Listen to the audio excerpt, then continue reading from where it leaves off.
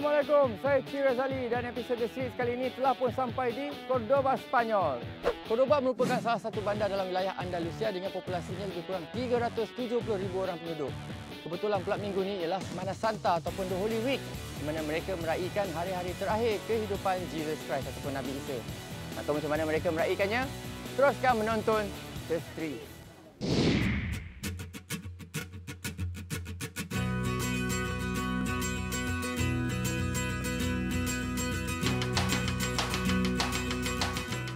Pengembaraan The Streets kali ini berlangsung di sebelah selatan Spanyol, ibu kota wilayah Andalusia. Mana lagi kalau bukan bandar bersejarah Cordoba. Dengan populasi hampir 1/2 juta penduduk yang majoriti besarnya beragama Kristian, ia secara mudah dipisahkan kepada dua bahagian, iaitu bandarnya yang moden dan semestinya kota purba yang penuh peninggalan sejarah. Seperti juga wilayah lain di bumi Spanyol, telah diasaskan oleh Empire Rome lebih 2000 tahun dahulu. Kemudian, kuasa besar lain mula mengambil alih dan bandar ini sering mengalami transisi pengaruh pelbagai agama dan bangsa sejak zaman berzaman. Namun, ia mencapai kemuncak peradabannya di bawah pengaruh Islam dan kawasan ini mula dibanjiri dengan kedatangan manusia dari pelbagai negara seluruh dunia atas bermacam tujuan, khasnya untuk berdagang dan pencerahan ilmu baru. Ada teori mengatakan populasi di sini melebihi 100,000 dan ada juga berpendapat menjangkau 1,000,000 penduduk. Ramai kan? Kalau 1,000 tahun dulu kira dah paling padat di dunia lah tu.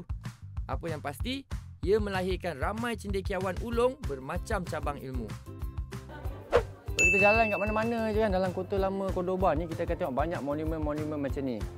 Ini untuk memperingati sumbangan tokoh-tokoh dari pelbagai agama. Macam ni, Muhammad Al-Ghafiqi. Pada abad ke-10, dialah yang melakukan pembedahan mata pertama dan dia juga yang mencipta peralatan pembedahan mata.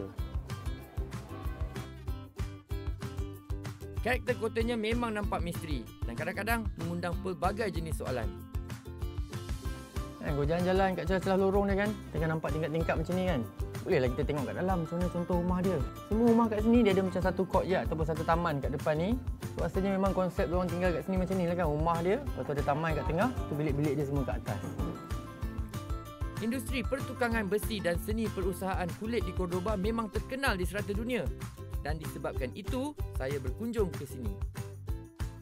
Bila kita dah sampai ke satu tempat yang baru tu, kita mesti nak tahu pasal sejarah dia, kebudayaan dia dan kesenian dia. Jadi salah satu cara yang terbaik, kita melawat muzium dia lah. Casa Ramon Garcia Romero. Muzium ni dia menceritakan sejarah seni ukiran atas kulit ataupun art on leather. Jom kita masuk tengok. Best kan? Masuk adalah percuma. Tapi kalau anda nak bagi sumbangan berupa derma, adalah digalakkan. Muzium ni dibuka setiap hari dari jam 11 pagi sehingga 4:30 petang. Kat Cordoba ni je ada 16 muzium berlainan yang setiap satu mencerminkan karakter bandar ni yang menjadi pusat tamadun ilmu. Banyak info yang kita boleh perolehi kat sini, terutamanya tentang perusahaan pertukangan tangan khasnya seni ukiran. Awal nampak detail kan dengan colour dia semua. Nampak ni, siap ada tulisan Arab lagi kat sini kan. Kenapa dia ada tulisan Arab? Sebab seni ini boleh dikatakan dibawa oleh khalifah-khalifah daripada Arab pada kurun ke-10. Bila sampai sini, dia akan dicampurkan dengan seni yang sedia ada dekat Cordoba ni dan dinaik tarafkan, upgrade jadi satu seni baru macam ni. Terdapat 5 ruang pameran terbuka, sebuah bengkel pemuliharaan dan juga studio seni dalam premis ni. Nampak ni? Yang ni tajuk dia Arbol de la Vida ataupun The Tree of Life. Kalau kita tengok dia macam lukisan tapi sebenarnya tak. Semua ni ialah seni ukiran di atas kulit. Yang ni cerita dia dalam kehidupan. Semua orang akan start di bawah kat akar ni, bahagian akar ni. Jadi untuk sampai ke atas tu dia kena lalu semua liku-liku hidup, semua kesusahan, barulah dapat keindahan dalam hidup ni. Di muzium ni saja menyimpan lebih beratus produk ukiran berasaskan kulit yang menakjubkan. Dengan perkembangan dan kemajuan sektor pertanian dan perdagangan, bukanlah jadi masalah untuk mendapatkan bahan asas seperti kulit, hasil dari penternakan komoditi seperti lembu dan kambing yang meluas. Banyakkan hasil ukiran seni ini adalah representasi artifak yang terdapat dalam koleksi di Istana Medina Al-Zahra sewaktu zaman kegemilangan tamadun Islam di bawah pemerintahan Khalifah Umayyah sekitar tahun 900 Masihi. Sekarang ni Jose ni salah seorang artis seni ukiran kulit ni. Jadi dia tak pergi belajar kat sekolah yang memang ada sekolah nak belajar buat seni ukiran ni, tapi dia Dia dapat seni turun-temurun daripada pakcik dia, datuk dia. Jadi style yang dia buat memang unik daripada yang lain. Jadi sekarang ni dia tengah tunjuk dulu bahan yang digunakan.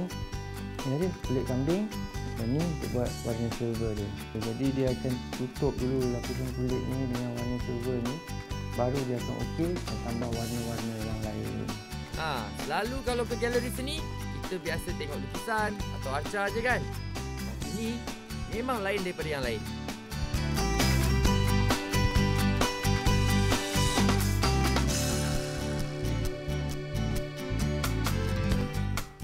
Kalau kita tengok pun memang sangat detail lah, sangat terperinci kan. Jadi bila dah selesai semua kerja ukiran, lepas 2-3 bulan harga yang dijual, contohnya yang ni lebih kurang 2 hingga 3,000 euro. Itulah dia nilai seni yang secantik ni. Well anyway, thank you so much for your time, Jose. Thank you. Right, it was a pleasure. Thank you. Thank you.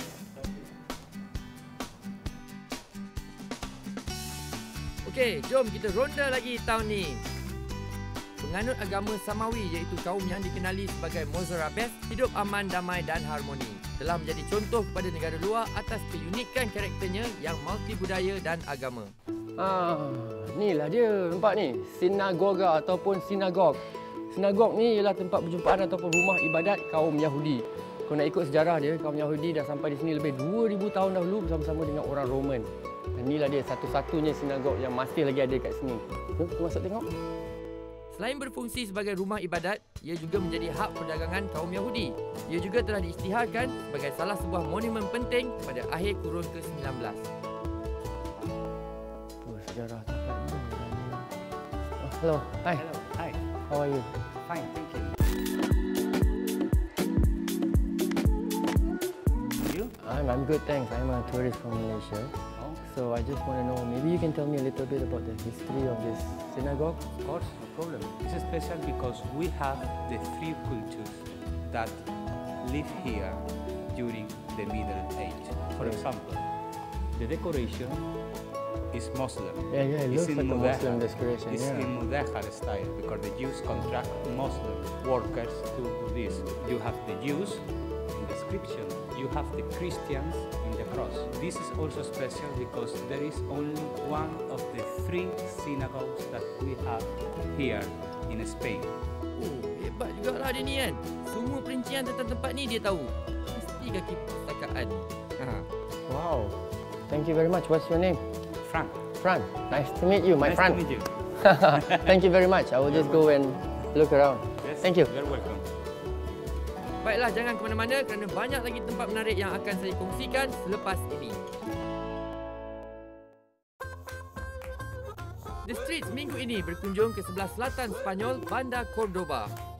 Ia merupakan kawasan unik di wilayah Andalusia yang kotanya dipisahkan kepada dua bahagian. Pada tahun 750 ke 1000 Masihi, waktu era kegemilangan tamadun Khalifah Umayyah, Cordoba telah dipilih sebagai pusat pemerintahan kerajaan Islam di Spanyol, sekaligus menjadi hub kebudayaan, politik, ekonomi dan kesusasteraan terpenting dan memiliki perpustakaan terbesar di dunia. Sebenarnya Kota Lama Cordoba ni senang untuk kita bergerak tau. Sebab Kota Lama dia kecil je. Mana-mana nak pergi pun kita boleh jalan kaki je. Nak pergi ke tempat makan ke, nak pergi ke museum ke, dia tak payah naik bas, tak payah naik teksi. Cuma kita kena rajin explore lah kan, lorong-lorong yang macam ni semua ni. Mesti kita akan jumpa something yang menarik.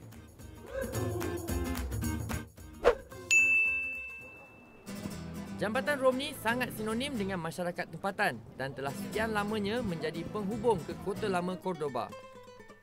Cordoba pada kurun ke-10 ibarat magnet yang menarik pengunjung dari luar atas faktor kemakmuran ekonomi dan juga pencerahan ilmu seperti perubatan, matematik, astronomi, botani dan sekaligus berjaya mengangkat Cordoba sebagai negeri maju yang pesat membangun, menjadikan ia bandar terbaik di serata Eropah.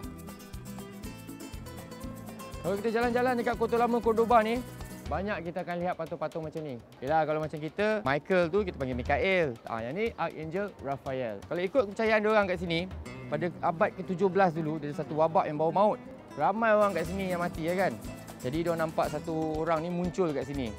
Dia cakap dengan orang ramai apa semua, dan bila orang ni hilang, wabak tu pun mulai hilang. Jadi diorang percaya Arkanjel Raphael ni lah yang menjadi penyelamat Kota Lama Cordoba ni. Kalau dah sampai ke Kota Lama Cordoba, tak sahlah kalau tak ziarah ke sebuah tapak bersejarah seterusnya ni. Kalau tak tahu cara nak ke sini, tanya je kat orang tempatan. Pasti mereka akan mengiringi anda sampai terus ke pintu masuk. Conjunto Monumental Mezquita Cathedral. Ia merupakan kompleks yang penuh kontroversi seakan Hagia Sophia di Istanbul, Turki, dan telah mendapat pengiktirafan dari UNESCO sebagai tapak warisan dunia pada tahun 1984. Rekaannya jelas menyerlahkan sentuhan Moorish di samping elemen Gotik, Renaissance, Barok serta seni bina Kristian banyak mempengaruhi binaan kebanggaan dua anutan agama ini. Ruangnya yang meliputi kawasan seluas 24,000 meter persegi berteraskan tiang dan gerbang-gerbang merah putih memberi kesan kromatik yang kuat. Serius, sesiapa saja yang datang ke sini pasti teruja melihat segala macam sudut berbeza yang terpampang di depan mata kita ni. Tempat ni memang sangat kaya dengan sejarahan. Jalan-jalan kat sini memang tegak ablu rumah sebab kita melalui abad-abad yang beza kan. Di atas sana abad ke-9, tu abad ke-10. Sekarang ni abad ke-8. Bawah ni pula abad ke-6. Masya Allah, hebat betul tempat ni. Okey, ingat tak lagi kawan yang saya jumpa semalam di sinagog tu? Alah, yang mat library tu. Hari ni dia telah menawarkan masa lapangnya untuk membawa saya berjalan-jalan di sekitar Kota Lama ni.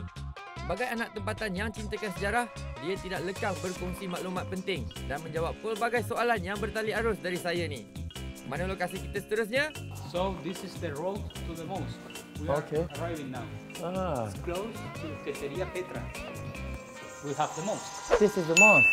Yes, it's a modern mosque and it's one of the three that we have in Cordoba. This is the best choice. Okey. Jadi kepada pelawat-pelawat ataupun pengunjung-pengunjung Islam yang nak datang melawat ataupun nak solat, inilah dia tempat dia. InsyaAllah. Jom. Kalau lalu sekitar lorong ni, memang kita tak perasan wujudnya sebuah masjid kat sini kerana lokasinya memang terpencil. Cuma menara atas tu je yang boleh kita jadikan panduan.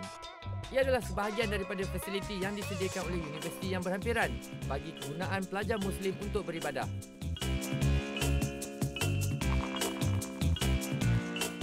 Ruang dalamnya juga bolehlah dikatakan agak kecil, hanya mampu memuatkan tak sampai 100 orang.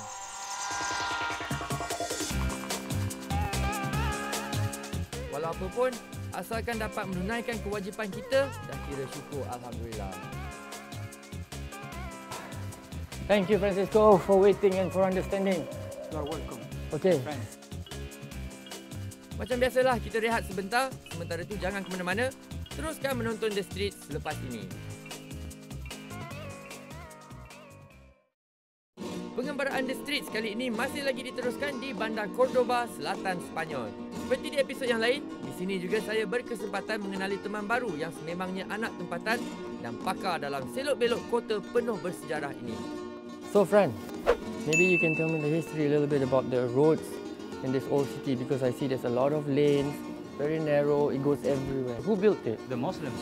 Oh, the okay. people from north of Africa, the highest population, they build as they want. So what's down here? Yes, let's go.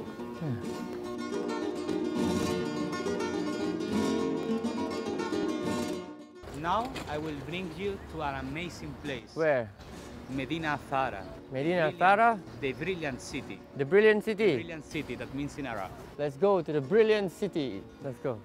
Terletak 8 km ke arah barat dari pusat bandar, perjalanan ke destinasi seterusnya ni mengambil masa tak sampai setengah jam jika menaiki bas dengan tiket berharga kurang 10 euro untuk perjalanan pergi dan balik. Wow. Okay. You like it? Yes. This first one have a museum when you can see a lot of artifacts that we found in the site, the excavations. Let's go. Jom. Okey, ni baru museum dia. Bukan kawasan istana yang saya maksudkan tadi. Kasih simpan dulu part yang best kan. Kompleks ni mula dibuka pada 9 Oktober 2009. Museum ini dibuka seawal 9 pagi ke 7.30 malam kecuali Ahad dan Isnin dan ia berbeza setiap musim sepanjang tahun.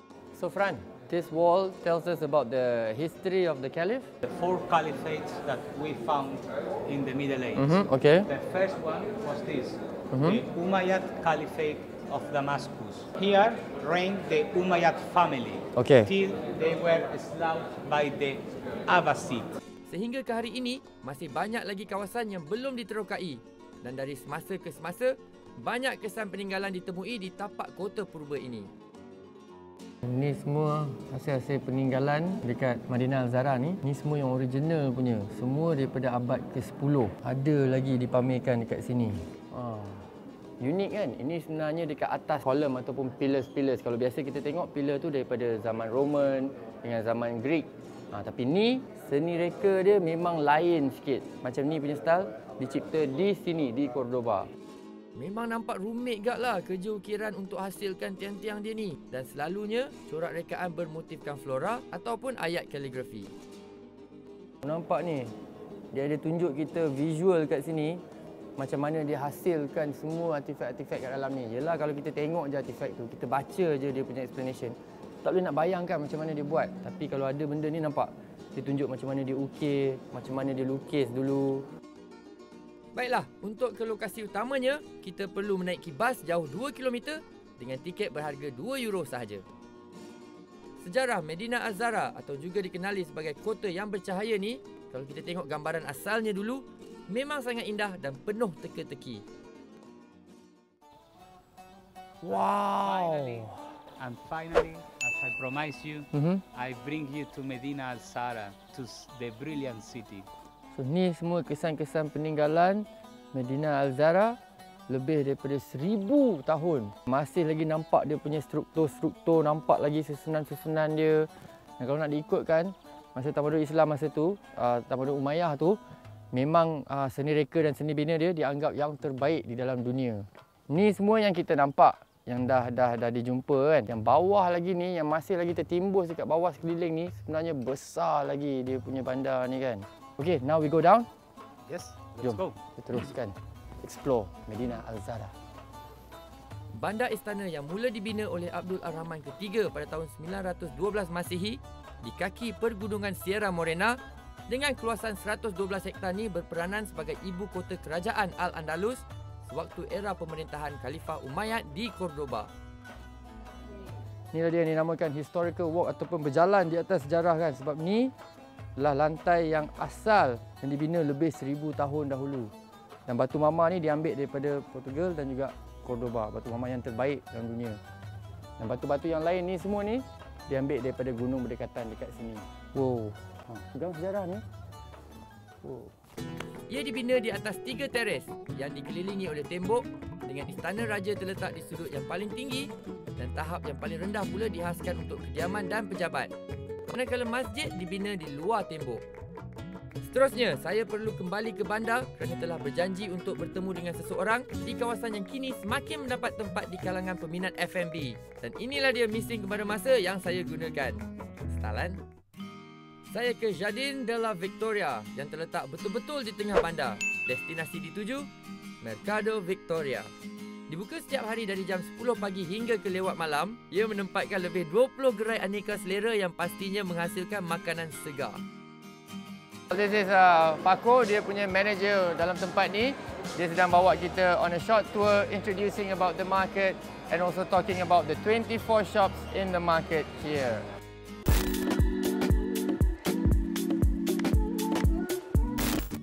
Braised potato is potatoes, different kind of things. Mexican, Spanish tacos, nachos, something like Spanish hamburger, but with different kind of things inside. Dari semasa ke semasa, pasar ni diubah suai mengikut peredaran zaman dan secara rasminya pada 2013 menjadi pasar gourmet pertama di Andalusia. Seperti juga pasar gourmet di San Miguel Madrid yang menjadi tumpuan para peminat ataupun kritik makanan dari seluruh dunia. Look at the eggs. Terus burung kasuari pun ada. Spanish hamburger with a very good and high quality Meat. Yes. Oh, memang menarik lah kan konsep dia kan. Sangat moden tapi di dalam bangunan yang bersejarah yang dah berusia lebih 100 tahun. Makanan dia pelbagai makanan dari seluruh dunia. Alhamdulillah cukup istimewa layanan diberi sampai ke dapur dia bawa kita. Jadi sekarang kita ada Chef Maria Visa.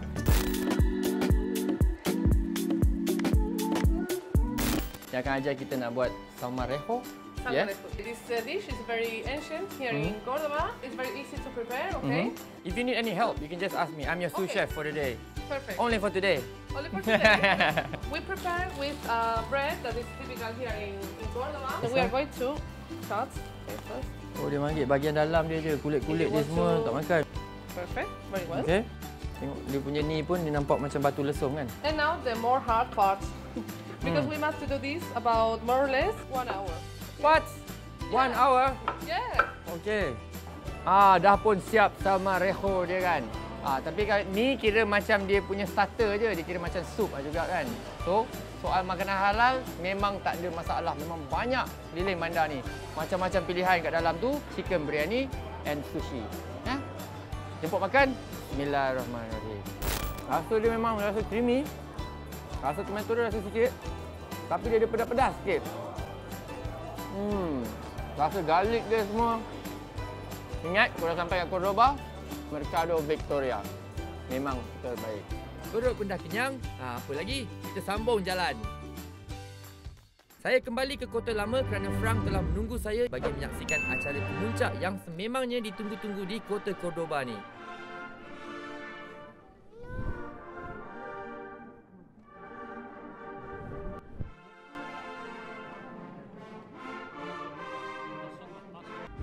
Semana Santa atau lebih mudah difahami sebagai Minggu Suci yang disambut di Serata Spanyol merupakan acara memperingati Nabi Isa menurut kepercayaan mereka. Sambutan peringatan ini diadakan pada setiap tahun dan rata-rata pengunjung yang datang dari pelbagai negara tidak akan melepaskan peluang untuk turut serta menjayakan acara penuh simbolik ini. What is going on? What is happened? This is a procession. Okay. All these people that you see covered, he is cleaning their sins, or also for a promise. For example, they tell God, please cure my father or cure my mother. If you cure him, I will go in the procession. Tahun ini, ia diadakan selama seminggu iaitu pada tarikh 20 hingga 27 Mac 2016. Menyaksikan pelbagai acara keagamaan berlangsung di setiap daerah, bukan saja di Cordoba, malah di seluruh negara Spanyol serta beberapa negara lain di Eropah amnya.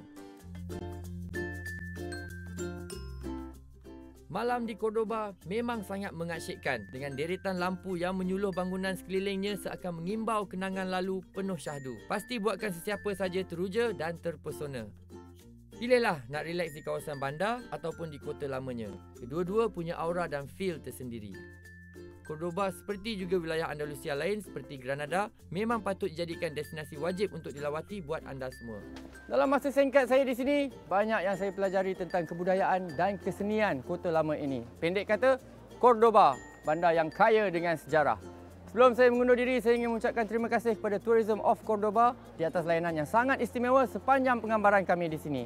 Sehingga kita jumpa lagi dalam episod The Streets yang lain. Saya Cik Razali. Ingat, jangan jadi pelancong, jadilah pengembara. Adios dan Assalamualaikum.